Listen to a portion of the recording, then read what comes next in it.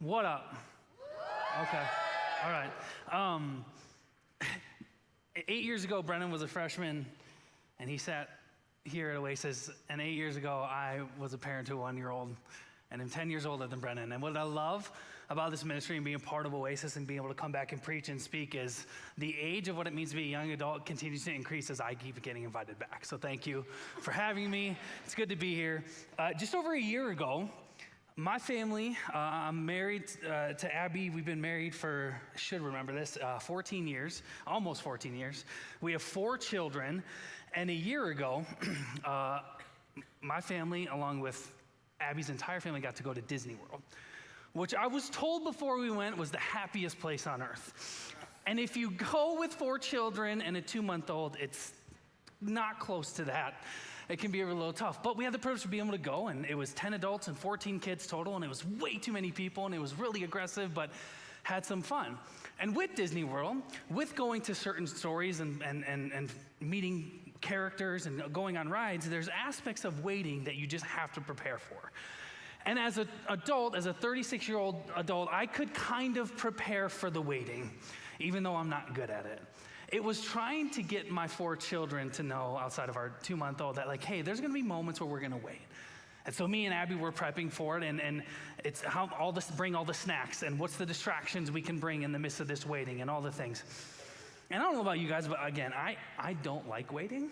I think in general, as a society and as a culture, like, we just don't like waiting, and it's proven time and time again that we keep coming up with inventions and things to become more efficient so we don't have to wait. Like, I didn't know if you guys know this, but you can actually have your groceries delivered, which is crazy. We've invented carpool lanes. There's TSA pre-check, anyone? Like, to go out past the peasants that have to wait in line to get on their flight. I told myself a few years ago, I was like, I'm never getting TSA pre-check. And then we had 4 kids going to Orlando, so we got TSA pre-check. It's nice. It's nice. And so we make these things to become more efficient. So Disney World, knowing this and taking advantage of our unwillingness to wait, has created this thing called Genie Plus and Lightning Lane. And you can buy this thing and get this and be able to go through the lines faster and not have to wait as long. But again, with waiting, it's still tough no matter how long it is. So there were rides and things. My daughter, who at the time was 6, is her father personified. We don't like waiting. We're incredibly impatient. We are kind and generous and compassionate to a degree, but also are like overbearing and overwhelming for other people. And so as we're waiting in lines, especially if it was something she didn't really care about a lot, she would be really overbearing and either start singing every thought that came into her mind, or start to creep through the line and pass all these people to figure out how long it was actually gonna take to get to the place we were getting to. And we'd have to drag her back, and she would lay down on the floor and be annoyed and just impatient and wanna get moving. And then something happened to where our one thing she wanted to do at Epcot was to be able to meet Anna and Elsa, right? Frozen was the best thing to her among anything else. And so you can't really help a 6-year-old understand how long time is, but we looked at our phone and we knew this was the time to do it, and it was a 70-minute wait to meet Anna and Elsa. And my heart sank, and I looked at my wife, who I love so much, and I said, good luck waiting in line. I'm gonna take the 3 boys and do something else. And so, just assuming and thinking this is gonna be terrible. Like, I'm excited to hear the stories of what happens from my wife on how Alice was doing. And so an hour and a half later, I call her because we're gonna meet for lunch. And I said, hey, this is where we're going. We're here. We'll meet you there. And I just like immediately asked, how did Alice do? And she goes, she was the greatest person in line that could ever experience or know.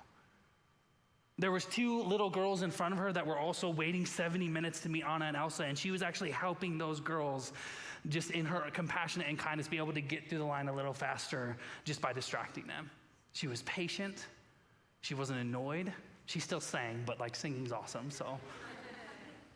And it just clicked for me. It's like, man, we are really, really willing, no matter how long it is, to wait for that which we desire and want. And what's hard about the Christian life and the Christian walk, and I think just being human, as we learned last week, is we will go through seasons and times where we will experience real suffering. And we will go through seasons that are really, really hard. And we will go through seasons where God seems to be silent and we feel abandoned. And what we want in those moments is not a bad want or desire. And what we want is for God to answer and to speak, for God to deliver and alleviate suffering. But I think why the waiting is so tough, and it's not that those desires are bad, is what we want doesn't match up with how God is actually going to do it and provide. So the waiting becomes harder and harder. What we saw last week as Brennan opened up Habakkuk and as we go through this series is Habakkuk is a prophet, and he speaks on behalf of God to the people, but also on behalf of the people to God. And within the Jewish people, within the people of God, the Israelites, there was oppression happening. Some of the leaders of the Israelite people were oppressing the other Jews, the other followers of God. And Habakkuk was sick of it. He goes, how long are you going to let this injustice go? And then God responded and he said, I'm actually raising up a nation. And as Brennan told us last week, it's a nation that is actually the most evil and treacherous nation that you will ever see or experience in your life. But I'm raising up that nation to deal with the injustices that are happening amongst my people. And so Habakkuk receives that, and he's confused. And so then he has another complaint, and he has another question. And he says this. This is Habakkuk chapter 1, verse 12. He says, Lord, are you not everlasting? My God, my Holy One, you will never die. You, Lord, have appointed them, the Babylonians, this nation, to execute judgment. You, my rock, have ordained them to punish. So he's acknowledging the reality and the response that God gave. He's acknowledging that, man, what is happening in this persecution that we're experiencing within our people is wrong. So you said you're going to do this thing. He's acknowledged, so you're going to raise up them. And then there's complete confusion, and he doesn't understand. And he goes to say, your eyes are too pure to look on evil. You cannot tolerate wrongdoing. Why then do you tolerate the treacherous? These Babylonians that have been going on time and time, going after nation after nation, going after city, plundering and doing evil, you are not even batting an eye to them. You are allowing them to do this thing, and now you're going to bring them to us. Why are you letting them keep doing what they are doing? Why? Habakkuk is confused. He heard a response of God, yet he's still confused. And then at the end of verse 17, he says, he or these Babylonians, the evil, the treacherous, he to keep emptying his net, are they to keep destroying nations without mercy? And Brendan last week ended with this reality that we can get a response from God. He said, sometimes we experience discipline from the Lord, and we need that discipline in order to have deliverance. And you get an answer. And it's not an answer you were ready for or expecting. And there's still confusion and frustration, and you're unsettled. So we go back to God and we pray, and this is what Habakkuk does. And where we're going to open up is in chapter 2, and we see a disposition and a stance from Habakkuk that I think we can take two things, and overall throughout all of chapter 3, we're going to take three things that I think God is calling to in the midst of waiting for God to not just respond with an answer, but to respond with action in the midst of suffering, in the midst of needing deliverance, in the midst of needing to see God move. And so our big idea for tonight is this, is that God will and does respond in his perfect timing. What he's asking and calling for us is to be faithful in the waiting, because there is waiting that's involved, and it's hard, and it's tough. So what we see in chapter 2 is how God is asking us to wait. So verse 1, if you have a Bible, open it up, read this with me. It says this. This is Habakkuk after he just exclaimed and prayed, God, why are you letting these people, these Babylonians, continue to do evil and treacherous work? He prays and he gets down and he says, I will stand at my watch and station myself on the ramparts. I will look to see what he will say to me and what answer I am to give to this complaint. It says, then the Lord replied, write down the revelation and make it plain on tablets so that a herald may run with it. For the revelation awaits an appointed time. It speaks of the end and will not prove false. Though it linger, wait for it. It will certainly come and will not delay. Three things that I think God is asking us to be faithful in as we wait for him to respond in his perfect timing. One, in waiting, we need to humbly prepare for God's response with receptivity and expectancy. In waiting, we need to have a humble disposition as we wait on God's response. And the way we do that is with receptivity and with expectancy. Habakkuk says, so I've given you my complaint. I've given you my questions. I've laid out my frustrations. He says, I will stand at my watch and station myself on the ramparts. I will look to see what he will say to me and what answer I am to give to this complaint. He assumes this position of a prophetic watchman. Habakkuk will wait in earnest anticipation for what God will say in response to his latest questioning and complaint. As a watchman stands ready at his post to receive news from afar, to tell warning of the city if there's an incoming threat, Habakkuk will prepare his soul to receive God's message. Time and time again, we read in the Old Testament, and then just naturally, just in the course throughout history, you had your city, you had your fortress, there were walls, and on these walls, they'd always have these towers that could go as high as you could go. The more prosperous your city or nation was, the bigger the walls, the higher the towers. And they would place people at night called watchmen on these towers to be able to look for a messenger to come, either in wartime to let them know, hey, the enemy's coming, or just in general to be able to anticipate someone coming to give a message to the leaders of that nation. And so what Habakkuk is saying, literally he's saying he does this. He says, I'm going to the watchtower, to the ramparts, to the fortress that's on high. And I'm gonna wait eagerly expectant to hear a response and an answer from God. He's receptive. He takes a humble disposition to be able to receive God's answer. He takes time to separate himself from others, to quiet his soul so that he could await and hear God's response. Last week, Brennan said, and so beautifully, and he brought in Hebrews and this reality as followers of Jesus, we get to approach the throne of grace boldly and with confidence because of what Jesus has done for us. So in that, we can come to God with anything that we have on our mind to be able to say to him, frustrations, anger, whatever it may be. We can go boldly to him. He can handle any thought, any feeling that we have. He's not surprised by it. But I think in waiting, what we don't tend to do is then after all those moments, after the relieving, after the getting rid of the junk, rid of the frustration, rid of the questions, rid of the feelings, do we take the time to quiet our soul to be able to receive a response? In waiting, here's what God's asking us to do is start with, hey, tell me your frustration. That's an incredible invitation. The creator of the universe wants you to declare what he already knows is going on in your soul. Habakkuk is teaching us in the waiting to be receptive. He's saying, I know God is going to answer. How can I quiet my soul for whatever the response is going to be? So he is ready for God's response. He's not just expectant, but he gives time. He gives time to wait for God to respond. So God comes, and in verse 3, he says, for the revelation awaits an appointed time. He says, the things of which I'm going to tell you, the revelation, what I'm going to do, there's an appointed time for it.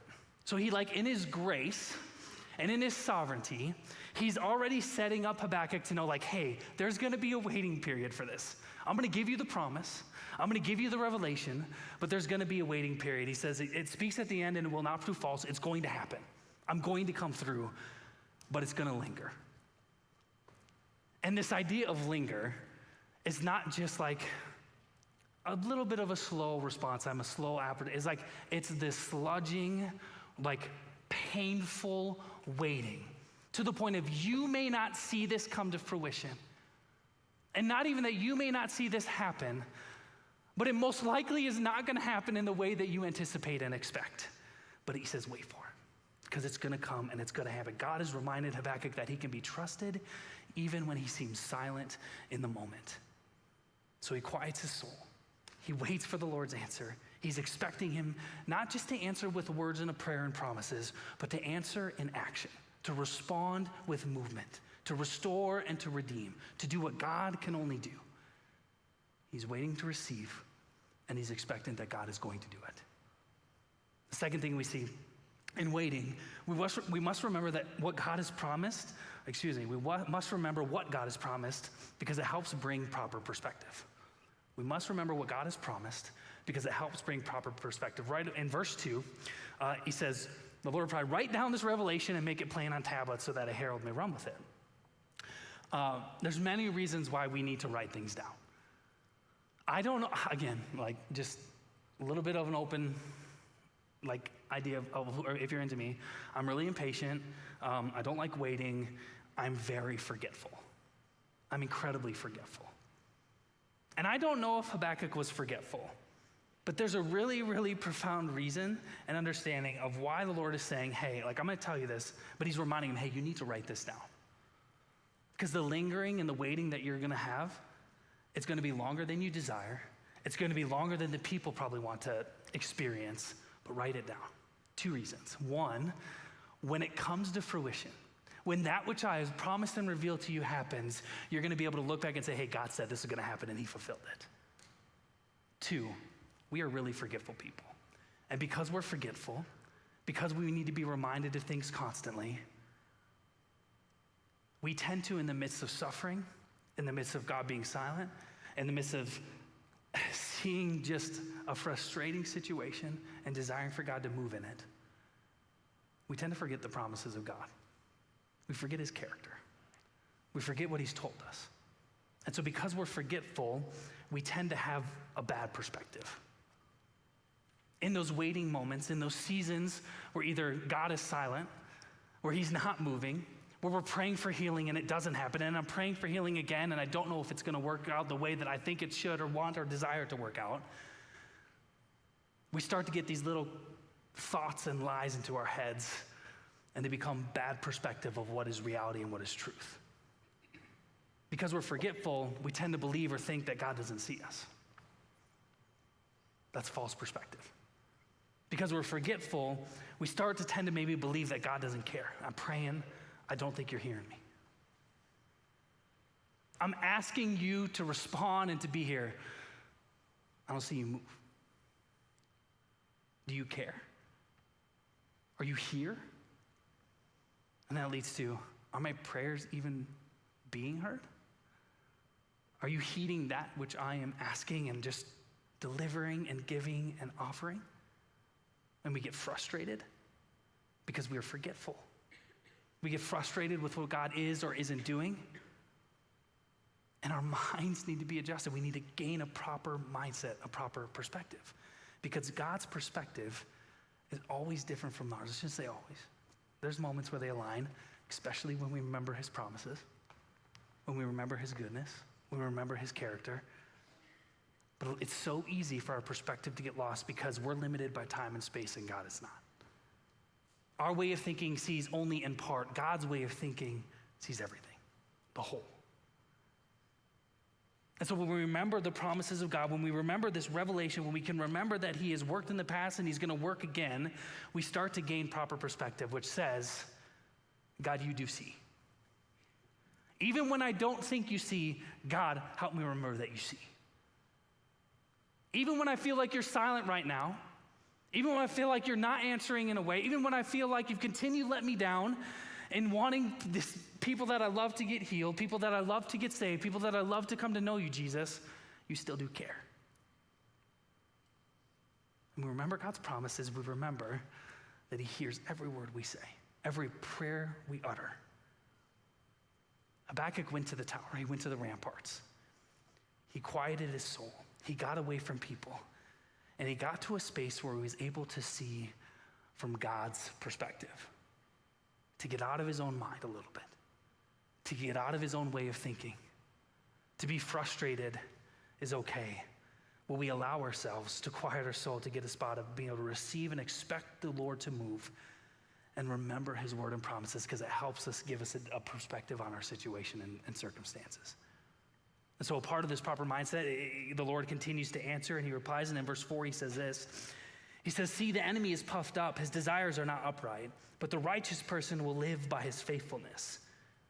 And that's so beautiful, because that idea of the righteous person will live by his faithfulness, or the righteous person will live by faith, is repeated throughout Scripture. Paul quotes it twice. It's in Hebrews. It's all over. Because we need to be reminded that we as believers do not live by what we see with our eyes. We do not live based on circumstances and situations. We as the righteous, as ones who have been justified by the life, death, and resurrection of Jesus, live by faith. And this idea of righteous is this. To live righteously is to live in accord to the words, ways, and wisdoms of Jesus. And so to live righteously by faith is, do I trust that the ways of Jesus are right? That the words of Jesus are good? In righteousness, I want to align myself in the words, ways, and wisdom of Jesus. In faith, I'm trusting that what you're saying is true and good and for me and for your glory. In righteousness, to live by faith means we live by the goodness, faithfulness, and promises of God. We're going to trust his words, trust his ways, trust his wisdom. He says the enemy is puffed up. His desires are not upright, but the righteous will live by faith. God is letting Habakkuk know he sees the injustice. He sees the treachery and the evil. He understands the movement of the wicked, and he is going to act. I'm going to remind you again of what we were told last week and what we'll move into next. Is that in the first 2 chapters of Habakkuk, we see the difference between God's wrath and God's discipline. In chapter 1, God is bringing discipline in a way that wasn't expected. He's raising up this treacherous, evil nation to come and bring discipline to the Israelites. But discipline always is redemptive in the long run. You see, if God was going to be wrathful to the Israelites, he would have let them stay in their own wickedness, in their own ways of thinking, to continue to live with injustice rolling around their nation. But in bringing discipline, yes, not in the way that was expected, he allows for them to continue to turn back to him, because discipline is always redemptive, even though sometimes discipline feels like wrath in the moment. And that's why in a season of waiting for God to move and respond, it can be really tough.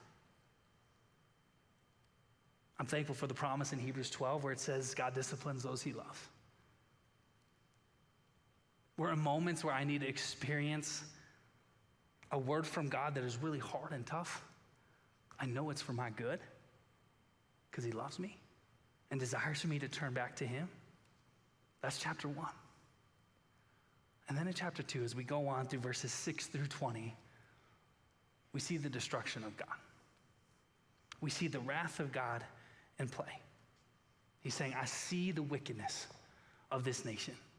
And yes, it doesn't make sense to you now of why I'm building up and having them bring about my justice to my people. In due time, they will get theirs. It's not up for you to worry about or think about, but believe me, I will respond. Because wickedness will never fulfill. Will never keep going. Will always end. God makes plain that the Babylonians' day is coming and it will be done. God will not be mocked. This brings us to our third point.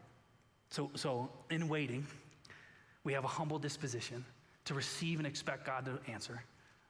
In waiting, we remember the promises of God because it helps us get proper mindset in the midst of whatever situation we're going on. And then finally, in waiting, we need to heed the warning of God.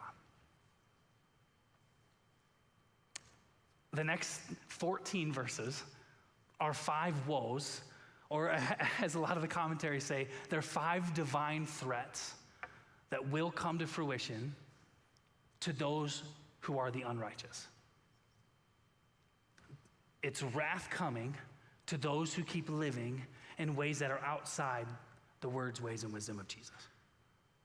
The words, ways, and wisdoms of the Lord. Woes for the unrighteous, though, are warnings for us.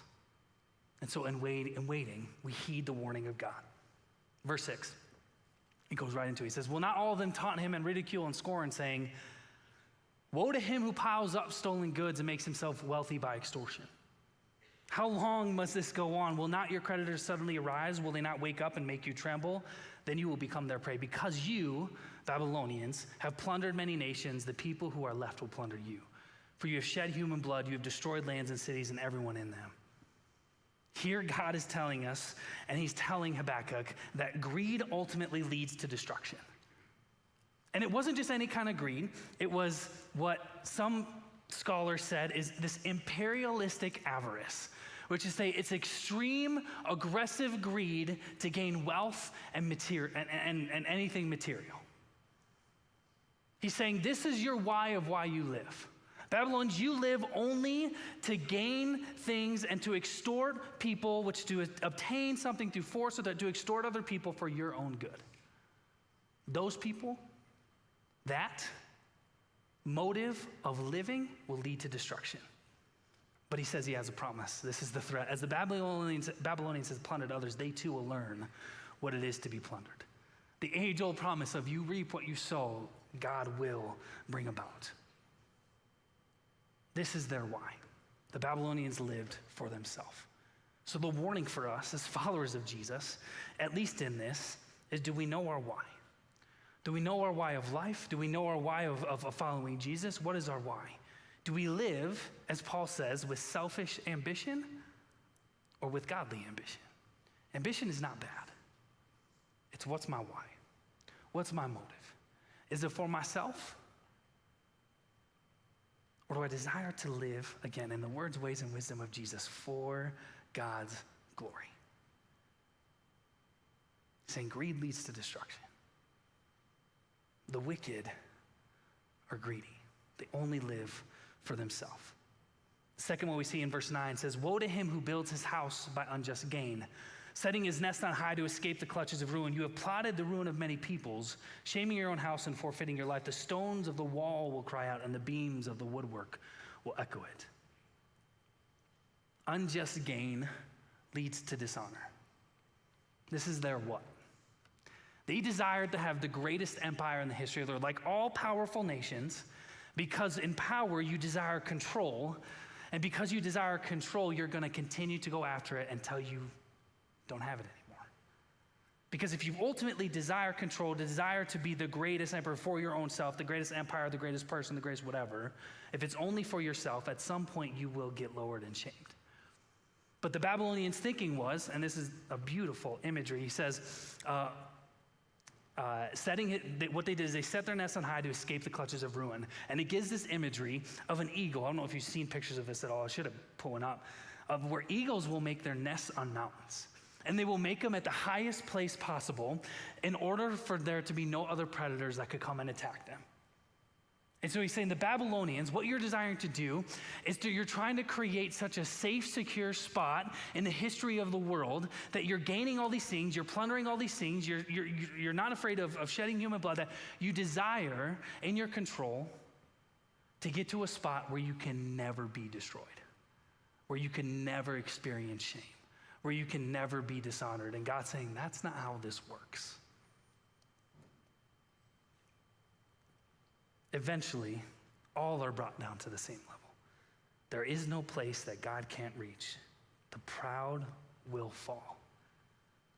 And so for me, I was thinking like, man, what is, right? What, as a follower of Jesus, what is the warning in this? For me, as I looked at that, man, what are the areas in my life where I'm trying to control security and safety? To not be touched. Is it a sin I'm trying to hide? That I'm ashamed of? Is it a position? Is it an aspect of achievement? Is it an aspect of identity? What are the things I'm trying to control so that I feel safe and secure, that I'm not handing over to God? The third woe, and this is how they went about doing it. Woe to him who builds a city with bloodshed and establishes a town by injustice. It says, has not the Lord Almighty determined that the people's labor is only fuel for the fire, that the nations exhaust themselves for nothing? Here's a word of hope in the midst of this. He says, for the earth will be filled with the knowledge of the glory of the Lord as the waters cover the sea.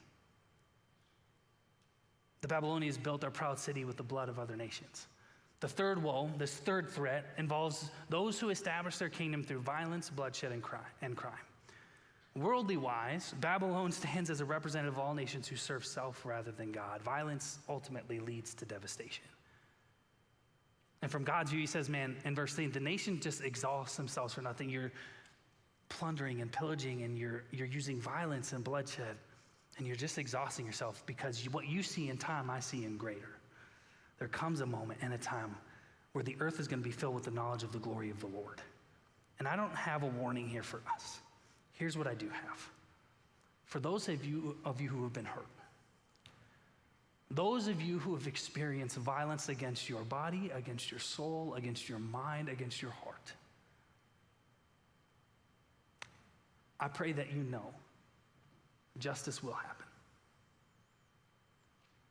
I pray that you receive healing, that forgiveness, yes, could reign, but that you would know God sees you, he loves you, He has not forgotten you. For those who put violence on other people will be dealt with. And it's so beautiful, he says. There's a day when exploitation, when violence and injustice are no more. He says there's a day that the entire earth is going to be filled with the knowledge of the glory of the Lord. The fourth woe. So we got the why of why they lived, the what of what they were trying to build, the how about they went about doing it, and then he gets specific. God gets really insanely specific here in this divine threat to them. He says, woe to him who gives drinks to his neighbors, pouring it from the wineskin until they are drunk so that they can gaze on their naked bodies.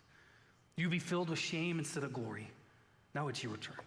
Drink and let your nakedness be exposed. The cup from the Lord's right hand is coming around to you, and disgrace will cover your glory.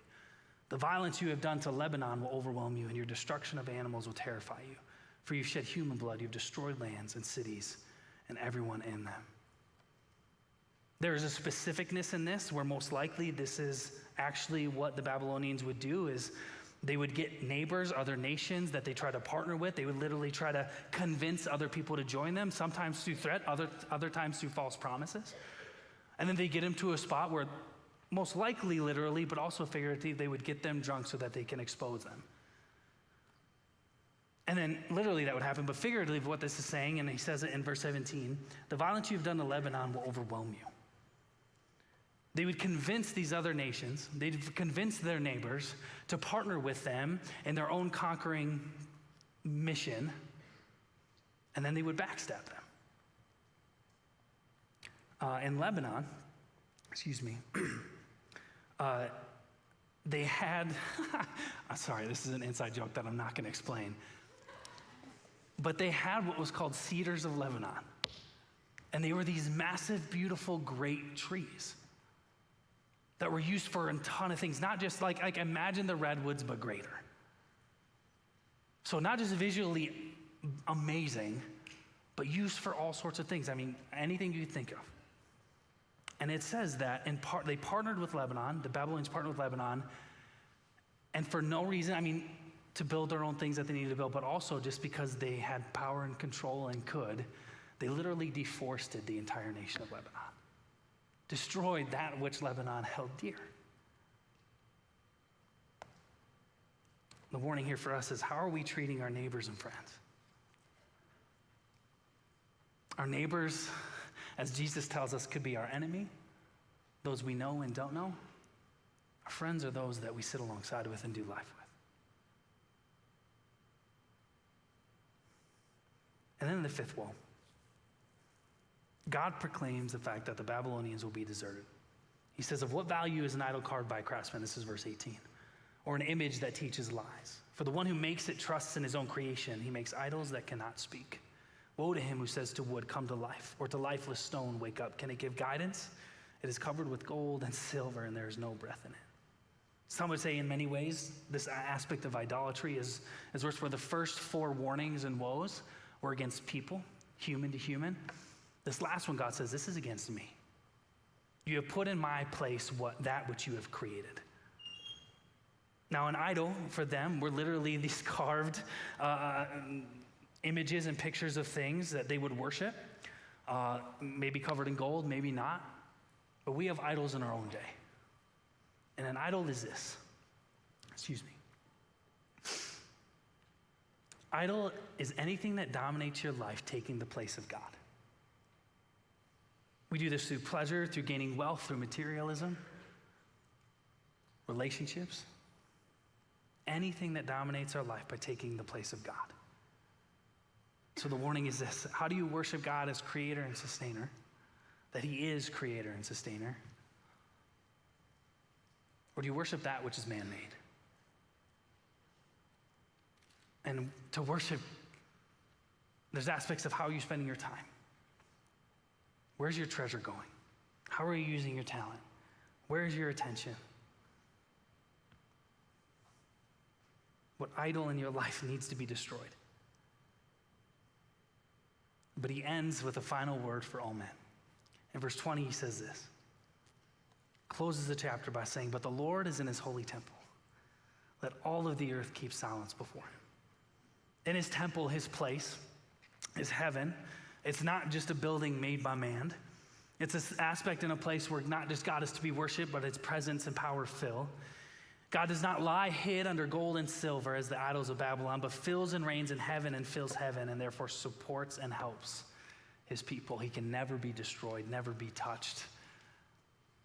He fills his temple, and then he says, let the whole earth be silent before him. God is saying, stop the idolatry. Stop the running to and fro, looking for the next thing to find pleasure or wealth or spiritual fulfillment. Stop the hustle and bustle of modern day life that separates you from him. Be silent and still and know that he is God. And that's not a warning. That's an invitation. He says, I know waiting sucks. And this entire chapter, there's this invitation to help us remember and know in waiting, we can have a receptivity and expectancy to know that God is going to move. He's going to answer. In waiting, he challenges us and reminds us to remember his promises, because in the midst of that, he helps give proper perspective, but also encourages us and gives us perseverance to continue to move forward in the stuff that we're waiting for and waiting in. And then he says, just here's some warnings. Here's some questions to ponder. What is that in your life that is distracting you from me? What is that in your life that you have yet to surrender to me? What is that in your life that you haven't allowed for Jesus to be king over? He says, just give it to me. And sometimes those things are really good things. Sometimes it is relationships. Maybe it's a degree. Maybe it's your job. Maybe it's your family. And if you want to hold on to the sense of security or safety and not really give it over to them, to give it over to them is to let go of control.